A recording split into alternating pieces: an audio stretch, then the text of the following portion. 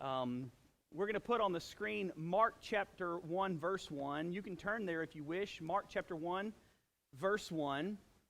This morning's sermon will be a little different than you are used to, and different on purpose, in a different style, a different way of doing sermons.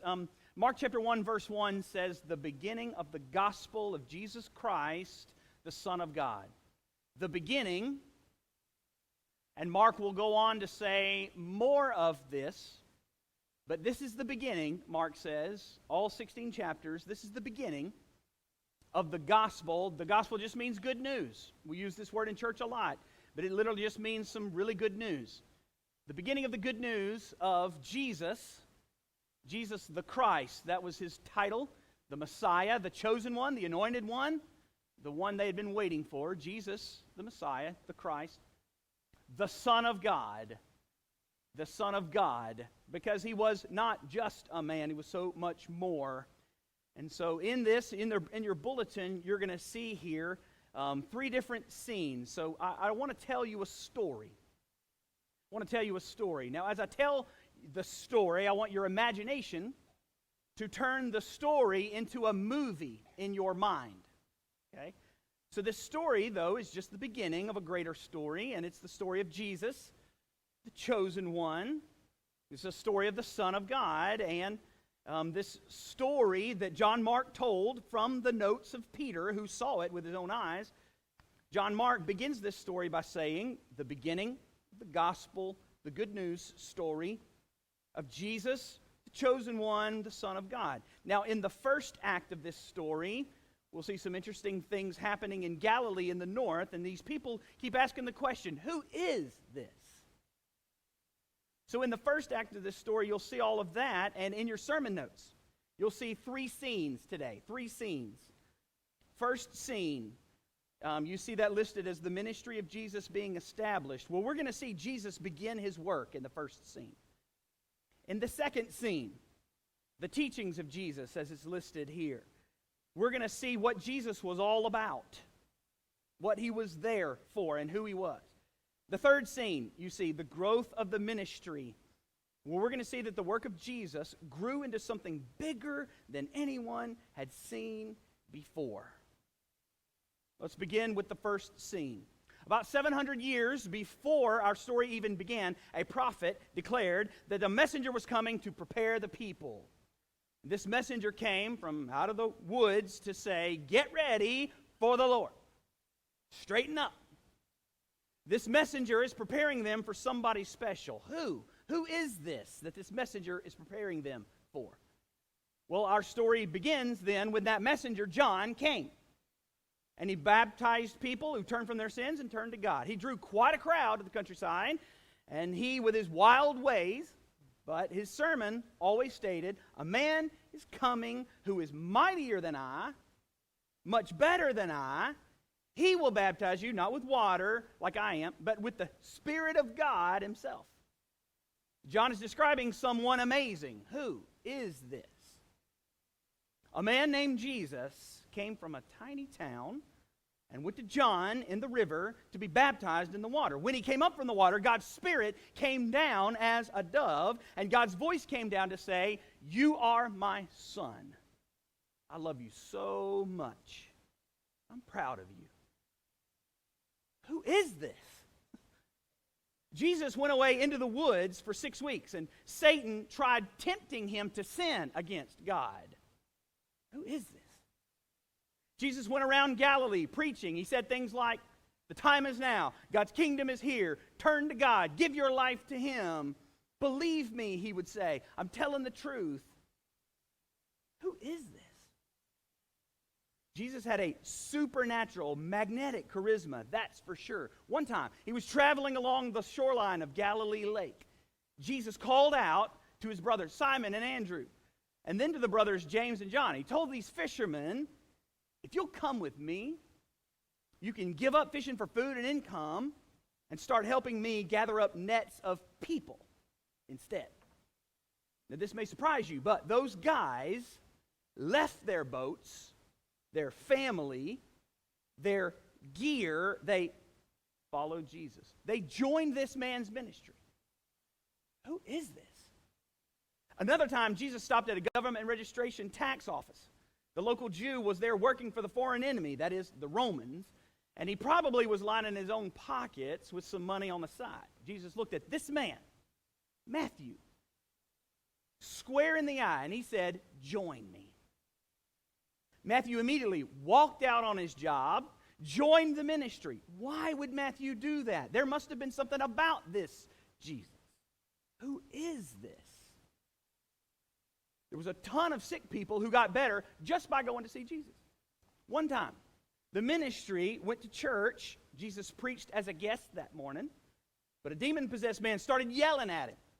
"Jesus, I know who you are. Have you come to destroy us, Holy One of God?" Jesus told him, "Stop talking." He said, "Demon, leave him." You know what happened next? The man fell down in a fit, a seizure, screaming. But then he went still and got quiet. The demon had left the man's body. The folks at church were shocked. They said they had better pay attention to this man's preaching because he can even tell demons what to do. I mean, who is this? After that, they went to Simon's house. Jesus healed Simon's mother-in-law from a fever virus. Then by sundown, crowds of people were sick, and they were crippled and demon-possessed. All of those people came to that house, and Jesus healed them all. Now, the demons knew who Jesus was, but the people kept thinking, who is this? A man with leprosy, horrible skin disease, came to see Jesus. But instead of running away from him, Jesus touched him. Immediately, the skin disease was gone. And even though Jesus had asked him to kind of keep the miracle to himself, the man told everyone in town, and the word spread around. Jesus and his team had to get away from the cities because of the huge crowds. They all wanted to see for themselves, who is this? Jesus came back to the house. People started showing up. He taught them about God. But the crowd grew so big that it spilled out the door into the front yard. 4 men carried their paralyzed friend on a cot to Jesus, but they couldn't get through the crowd and into the house. So they went up the side set of stairs onto the flat roof, and they tore a hole in the roof to let down their friend on a rope to drop him right at Jesus' feet inside the house. Jesus' heart was stirred. He said, "Son, I forgive your sins." Now that aggravated some folks. That aggravated some folks, and Jesus knew it. And he looked around and he said, okay, which is easier? To forgive sins or to heal limbs that don't work? Huh? Well, I'll show you that I, the Son of Man, Jesus said, I have the right to forgive sins. So then he looked at the hopeful and eager face of the paralyzed man, and he said, "Get up, grab your cot, and walk home." And he did. He did get up, and he did pick up his cot, and he did walk home, and the crowd was shocked. They had never seen anything like this. Who is this?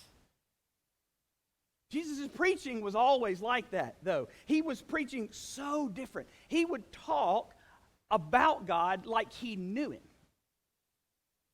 And like he knew what God wanted. Like he knew what God was actually saying to us. So if Jesus told people how to act, it was like he was speaking for God himself. And therefore, it was like God himself was telling them how to act. Jesus taught principles as if he, Jesus, were the boss. As if he was expecting obedience. Jesus and his team, they walked all over the area of Galilee, from town to town to town, always stopping at churches, and they would teach about God and always healing people who needed it. Jesus stopped to visit in homes or eat meals with some rough folks. Some of these were corrupt politicians, loudmouth drunks, lying thieves, drug addicts, even prostitutes. The local pastors, they would ask why he would even be seen with these people. And Jesus said, if you're not sick, you don't need a doctor. I didn't come to help saints. I came to help sinners. Some pastors asked Jesus why he and his team did things differently. Why they didn't do all the normal things pastors did. Jesus let them know, you cannot slap new methods on top of old habits. And he followed the rules of godly behavior, but in his own way. See, back then, you weren't supposed to work at all on a church day. But one time, his team picked some grain as just they were walking through the fields. And even though this might have been considered like working in the fields, Jesus told the confused and frustrated local pastors a Bible story that explained what was happening, and then he claimed he had the authority to overrule their man-made rules. This came to a head one church day. Jesus took a man with a hand that had some kind of paralysis or atrophy or contracture, and he asked the pastors, look, if you're not supposed to work on church day, does God want us to heal or to harm today? They didn't say a word.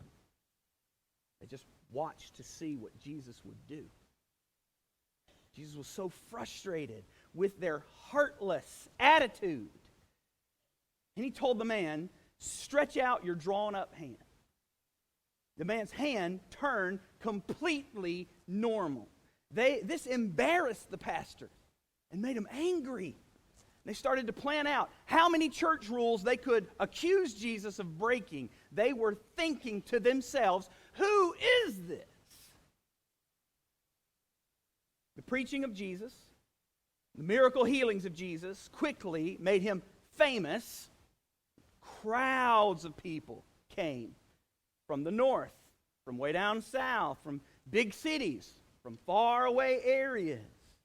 They crowded around him. They pressed him in because they were so desperate to touch him. They just wanted to hear him. His team found a boat to help him get out on the water and just to get some space.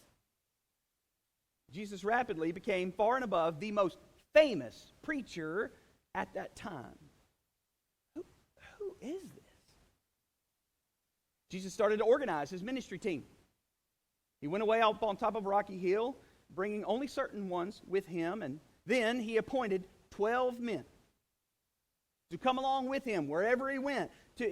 Men that he could send out to preach in other places. Men who would have the power of God just like he did to heal sickness, get rid of demons. These 12 apostles, as they were called, whom Jesus appointed, they were the following. Simon, nicknamed Peter. James, his brother John, they were nicknamed Thunder Sons. Simon Peter's brother Andrew, Philip, Bartholomew, Matthew, remember the tax man? Thomas, James, but from Alphaeus' family, Thaddeus, Simon the terrorist, and Judas from Cariot, who would become a traitor.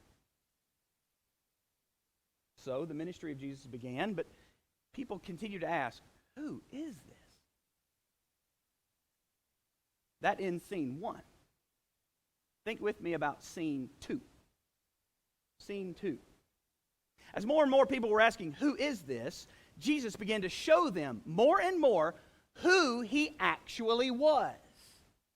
But if the Son of God were to come to your town, would you be able to believe that he was more than just an intelligent man? More than just maybe a godly man? Would you believe that he was more than that? Would you be able to believe that? Some pastors, they were attributing Jesus' miracles and his supernatural powers to the power of Satan. But Jesus retorted, see, Satan's power is never going to kick out Satan's demons. So his own brothers, honestly, they thought Jesus was going insane. But Jesus knew what they did not know, what only his mother and father knew. He was not the son of his dad, Joseph, may he rest in peace. Jesus was the Son of God himself. Jesus told them who he was. Jesus even taught about this. He actually told a parable. A parable is a unique story with kind of an inside meaning. A wheat farmer, he said, scattered lots of seed. Some seed didn't grow because birds came along and take it away. Some seed sprouted up at first. It didn't have deep soil. It withered away. Some seed tried to grow among thorny plants, but was choked out to prevent going into grain. So can you see Jesus' point? There's lots of reasons where Jesus would send out seeds of godly teaching and seeds of God-powered miracles, and people would not be changed at all by it.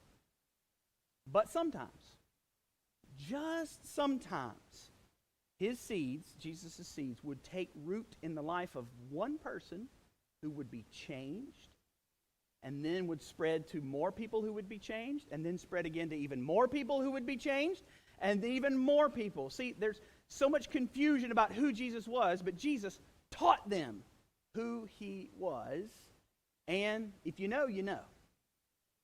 And when you know who Jesus was, you grow. Jesus was a master at explaining God and explaining godly living, especially in telling parables. He showed them things they were already familiar with. Farming, lamps, seeds growing into large trees. And then he would show you truths about God and about humanity from the familiar story, and a lot of times it would have a plot twist at the end. And if you figured out that Jesus really was the Son of God, then all his parables started to make sense. Jesus taught them who he was. He taught them who he was. One time, after preaching a big crowd, Jesus and his team, they got in the boat and they set out for the other side of the Galilee lake. But a ferocious storm quickly came up. Waves were coming over into the boat. Jesus was asleep in the front of the boat, but they woke him up and they said they were all going to die.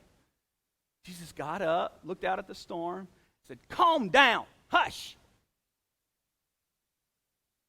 And to everyone's shocked surprise, the wind quit and the water calmed. He asked the team why they were so scared and why they were like nervous, why they were afraid. Did they not believe that he would take care of them? There was awe in them. They were actually even a little nervous of him. And they kept thinking, who is this? And Jesus showed them who he was. See, when they got to their destination then, a demon-possessed man who lived in the cemetery came to Jesus. And Jesus kicked out the many demons that were inside that man and sent them into a herd of pigs nearby. The whole town heard that story, and they couldn't believe the change in the man. Jesus showed them who he was. In another town, a woman who'd been past all help from all doctors, she just touched Jesus' robe and was immediately healed. That same day, there was a local pastor. He had a daughter who was dying. By the time they got to that man's house, that child had died. Jesus took that child's hand and told her, "Wake up." And she did. She woke up. Can you believe it? She was dead, but she wasn't anymore. Jesus showed them who he was. When Jesus went back to his hometown, his neighbors couldn't believe he was different from that normal boy they had believed him to be when he was growing up. It surprised Jesus. It surprised him to see so many refuse to believe that he was the Son of God, especially since he was trying to show them who he was. That's the end of scene 2. Think with me about scene 3. Scene 3. The impact of Jesus grew to more and more and more places and people. And as his impact grew, well, his opposition grew too. Jesus sent out the 12 apostles in pairs on mission trips to towns and villages. They preached about turning to God. They healed the sick. They got rid of demons. They traveled light, but as they went, the impact of Jesus grew. King Herod heard about this. King Herod heard about Jesus and all these shocking miracles. Now, he assumed that John the Baptizer, who he had beheaded, had maybe come back from the dead. But even the palaces of kings were places where the impact of Jesus grew. Well, Jesus and his team, they sought to escape the crowds into a boat, and more than 5,000 people met them when they came to the shoreline. 5,000 people. Jesus preached about God, about godly living. But at the end of the day, the thousands were way too far from any town to go find food, and Jesus found 5 loaves and 2 fish, prayed over it, had the team pass out fish and bread to everybody, and every time a disciple reached into his basket to pass out more food, there was still food and bread, or bread and fish inside the basket. In fact, they collected more leftovers, 12 baskets worth, more leftovers than they even started with. Jesus fed thousands. And the impact of Jesus grew and grew. Jesus sent his team out across Galilee Lake while he sent the crowd home. Then he went into the hills to be alone and pray. Late in the night, the disciples were still fighting wind there on the lake as they crossed. They yelled in fear, though, suddenly, because they thought a ghost was walking on the water towards them. But turns out it wasn't a ghost. It was Jesus walking on the water. He talked to them and joined them in the boat. But in their confused and uncertain hearts, the impact of Jesus grew and grew and grew inside them. Jesus and his team, they kept traveling all across the regions of Galilee, even into bordering other regions and neighboring regions.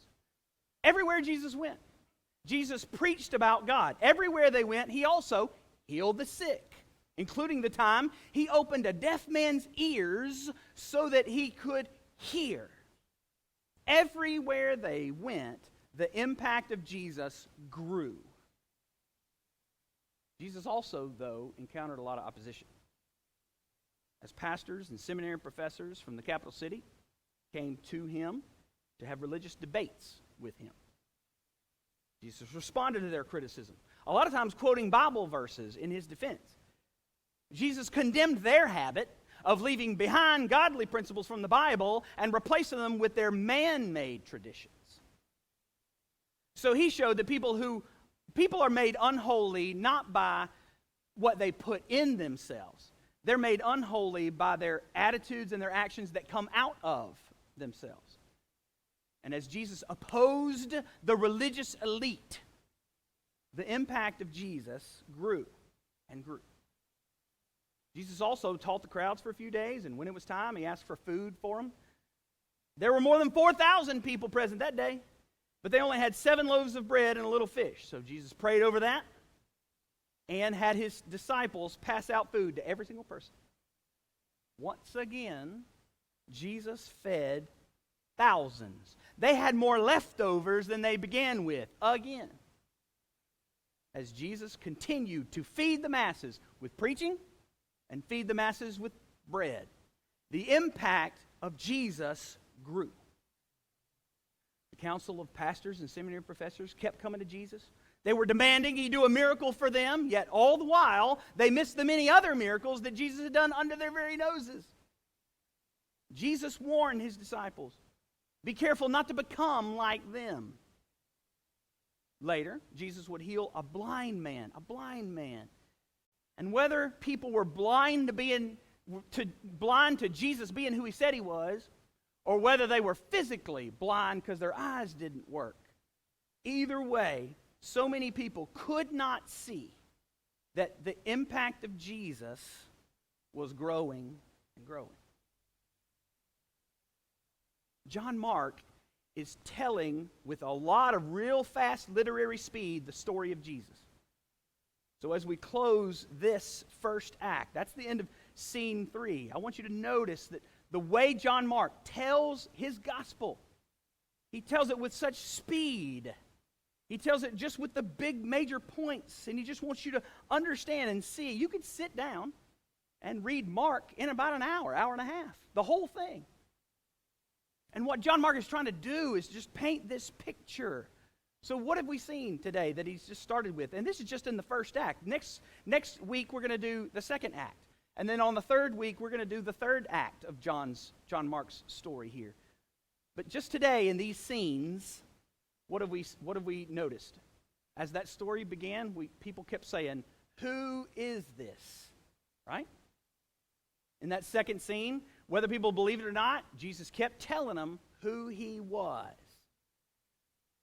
As the story kept building, we were surprised and we kept noticing the impact of Jesus grew and grew to a world-changing size ministry.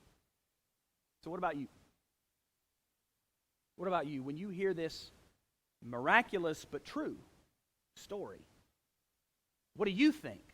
Who do you think Jesus truly is? Do you know who he is? I mean, they kept asking, who is this? Do you think about that too? Do you think, well, maybe Jesus is who these other people are saying? Or maybe Jesus is who John Mark said? Do you think that Jesus is just a fancy teacher and nothing more? Do you think that maybe he's really the Son of God?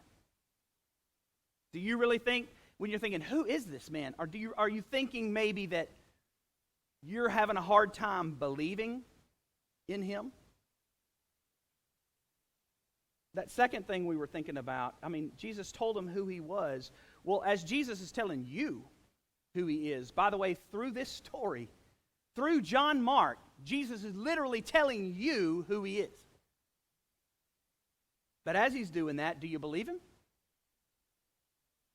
Do you find it hard to believe that Jesus really is who he was showing us that he was? As he shows you who he is, or maybe you realizing that he's not exactly who you thought he was. And that third scene, the impact of Jesus growing, I want you to think about the impact of Jesus on lives of people in this church. Listen, Jesus' impact has grown from life to life to life, from person to person to person, over and over again in this church family, over decades. Think about who influenced you with the story of Jesus, and think about how maybe you've had a chance to try to impact somebody else with the story of Jesus. Today, I hope you will join me to be part of the team who does whatever Jesus asks us to do to grow his impact. So, who do you know that needs the impact of Jesus to grow in their life?